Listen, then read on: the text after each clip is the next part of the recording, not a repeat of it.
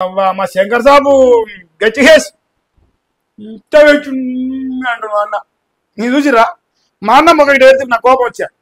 మా అన్న రేవంత్ గౌడు, నువ్వు శంకర్ గౌడు ఏందా?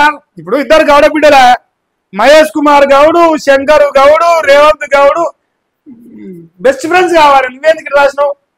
తప్పు కదా. ఎందుక ఇట్లా చేస్తారు మీరు? ఇగో బీసీలు అమాయకుల స్వామి రేవంత్ గౌడు తప్పు రాజు. ఎవరైనా రేవంత్ గౌడు నీకు ఇది న్యాయమేనా? బరాబర్ న్యాయమే. మాకు ఇజ్జత్ మహానాలు లేవు కాబట్టి మాకు ఏదైనా న్యాయమే. ఇజ్జత్ ఉన్నోని కదా న్యాయం ఉండదు. మాకు ఏది లేదు కదా. We are free birds. మాకు ఏదైనా న్యాయమే, ఏదైనా సంతోషమే. అవును, బీసీల విషయంలో రేవంత్ రెడ్డి చేసింది ఆదివారం నాడ స్పెషల్ ఎడిషన్ అంటారా ఇదేందో చేసింది పచ్చి మోసం. కాంగ్రెస్ పార్టీ చేసింది నమ్మక ద్రోహం. బీసీ సమాజాన్ని ఈ తప్పు రాశాడు. నాణ్యత సమాజాన్ని నమ్మించి ఓట్లు వేయించుకొని గట్టెక్కిన తర్వాత డ్రామాలు ఆడుతున్నది కూడా నిజమే. బీసీల కోసం మేము కోగాన చేసినాం, కమిషన్లు ఏర్పాటు చేసినాం, బీసీల లెక్కలు తేల్చినాం, బిల్లులు, ఆర్డినెన్స్, చట్ట సవరణలు, జీవోలు అన్ని కూడా నాటకం పూటకం అని తేలిపోయింది. బీసీలను ఓటు బ్యాంక్ గానే చూస్తున్న పార్టీల అసలు రంగు కూడా తెలిసిపోయింది అనేది తగ్గింది. ఇంతవరకే చదువుతాం, నేను చదువుతాం అంత గదే ఉన్నట్టు ముచ్చట.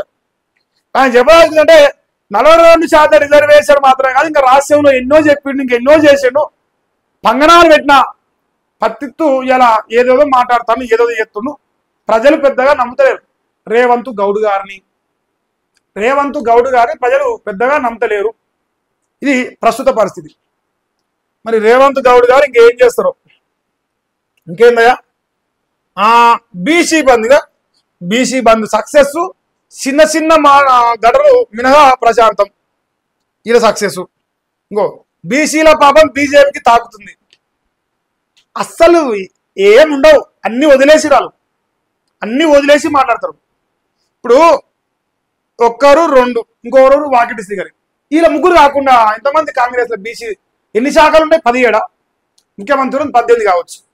మరి ఇన్ని శాఖలలో బీసీలు 42% అంటే ఓ 7 ఎమ్మెల్యేలు కావాలేదా? సారీ, మంత్రులు. మరి ఆ 7 గతిలేగా ఆ బీసీ వ్యతిరేక పార్టీ కాదా?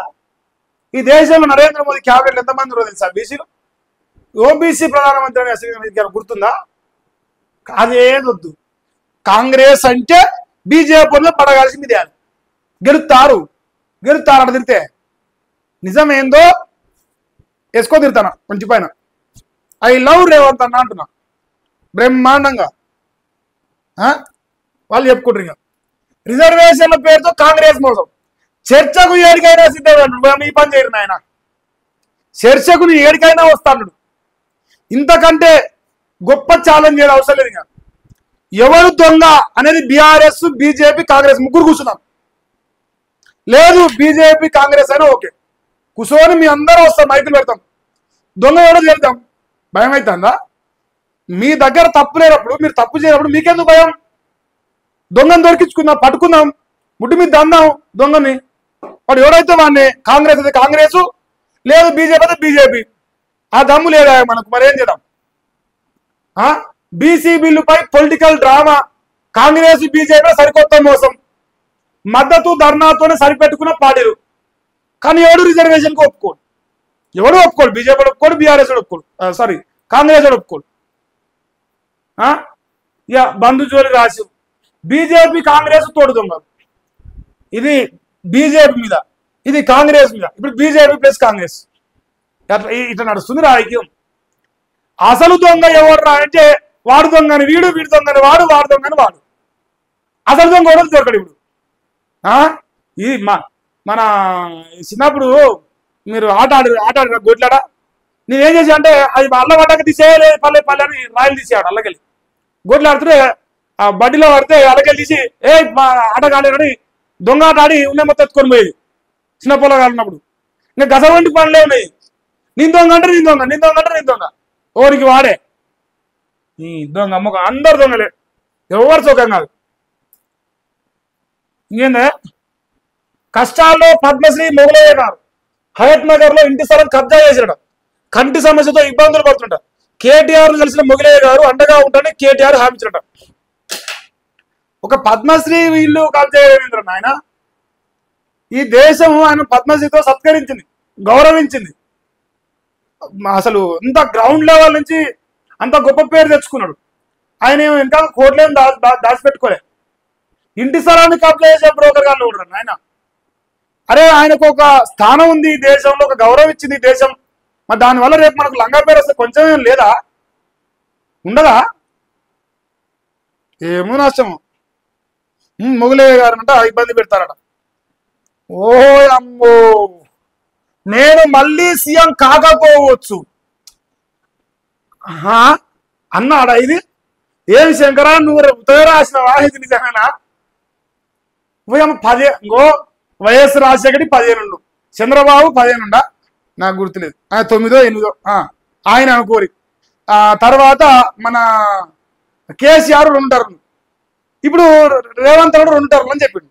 ఇవాళ ఏమన్నంటే, నేను మళ్ళీ సీఎం కాకపోవచ్చు, మా అనిల్ రెడ్డి అవుతాడు, మా రాజగోపాల్ రెడ్డి అవుతాడు, మా పొంగులేటి శ్రీనివాస్ రెడ్డి అవుతాడు, నేను కానంటాడు. ఏమి రేవంత్ అన్నా, గుబులేస్తాందా, అదురుతాన్నావా అని నీకు భయపడి చెప్పే సోపత్కి నేను వస్తా తమ్మునిగా, నువ్వు భయపడి చెప్పి నల్లవల్ల పులివి ఏ తొక్కినరా, తొక్కొచ్చినరా అంటావు. నువ్వు గిట్ట పిరికోవాలి లెక్క, నా పని అయిపోయింది, ఇక నేను ముఖ్యమంత్రి కాదు, నన్ను దించేస్తారు. నువ్వు భయపడితే ఎట్లా? నువ్వు ఏంది, నీ స్టేటస్ ఏంది, నీ కథ ఏంది, ఎంతమందిని ముంచితే దానికి వచ్చినావు, ఎన్ని పాటలు జోక్తి దానికి వచ్చినావు, నువ్వెంత గొప్పవి, ఎంతమందికి ఎన్ని హామీలు ఇచ్చి ఎన్ని లంగామాలు లేపి వీడికి వచ్చినావు. నీకంటే తెలుగు కలడు ఎవరుండే ఈ రాష్ట్రంలో, కాంగ్రెస్ లా? అదేనా నీ చరిత్ర? ఒరి అవ్వ, అన్నం ఓడిపోతాడు కదా, నీ కాకపోవచ్చు అన్నాడు. రాజకీయ పదవులు తాత్కాలికం, ఎక్కడైనా అధికారులే శాశ్వతం, ప్రజలకు మేలు చేసే పనులు ఆపొద్దు, తల్లిదండ్రులు ఉద్యోగులు తల్లిదండ్రులు పట్టించుకోవాలి, లేదంటే జీతాల్లో కోత తీస్తాం, త్వరలోనే దీనికి చట్టం తెస్తాం. గ్రూప్ 2 ఉద్యోగాలకు ఎంపికైన 783 మందికి నియామక పత్రాలు ఇచ్చే సీఎం రేవంతాలు. ఇట్లా సీఎం కాకపోవచ్చు అని వివేక్ వెంకటస్వామి V6 వెలుగు, ఆంధ్రజ్యోతి, ABN, ఈనాడు 3 పేపర్స్ అయినా ఎవరు రాయరు కూడా.